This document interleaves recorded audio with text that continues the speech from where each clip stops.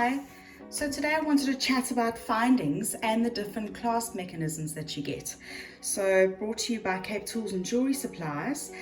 The standard clasps that are the most popular are your trigger or lobster clasp because it has got a pear shape to it. Then your Italian or imported clasp that is a bit more of a rectangular shape, and then your bolt ring spring ring.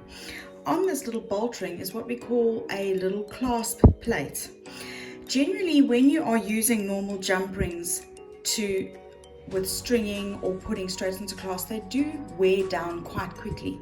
So by having a clasp plate between the clasp on each end does give it a little bit more strength for wear and tear.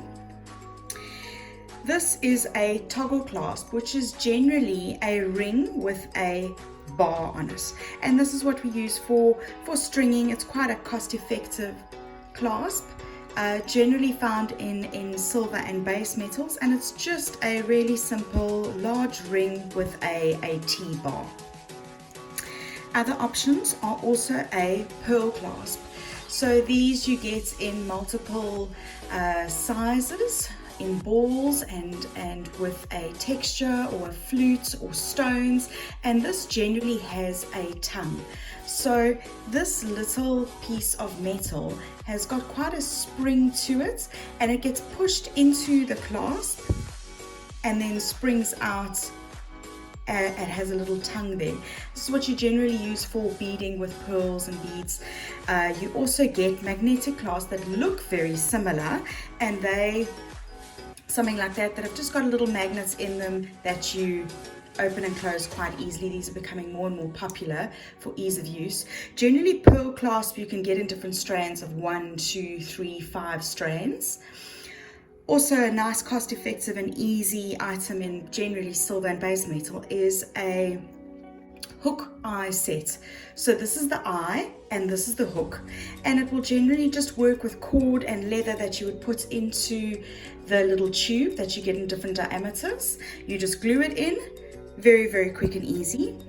Another more complicated clasp is a signoretti clasp. So this looks very similar to your bolt ring or your spring ring. It's just larger for a few more chunkier pieces. It has got a spring inside it.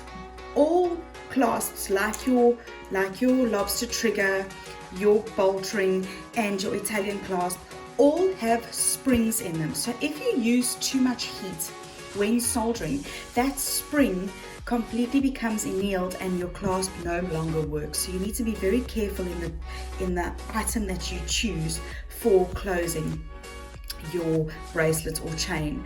The spring ring you can get by itself in different diameters or with various connections on them, so that you can string pearls or beads or chains, and they generally come from a 10 to 20 millimeter outside diameter. All clasps come in a variety of different sizes, and they are generally measured on the outside width and length without the jump ring. The jump ring also comes in many different sizes, different caratages, outside diameter, inside diameter, and gauge. Now, when they speak about gauge is actually the thickness of the wire. So those are all important to be able to order correctly. And most clasps, you need a jump ring on the front to clip into and on the end. Hope this helps.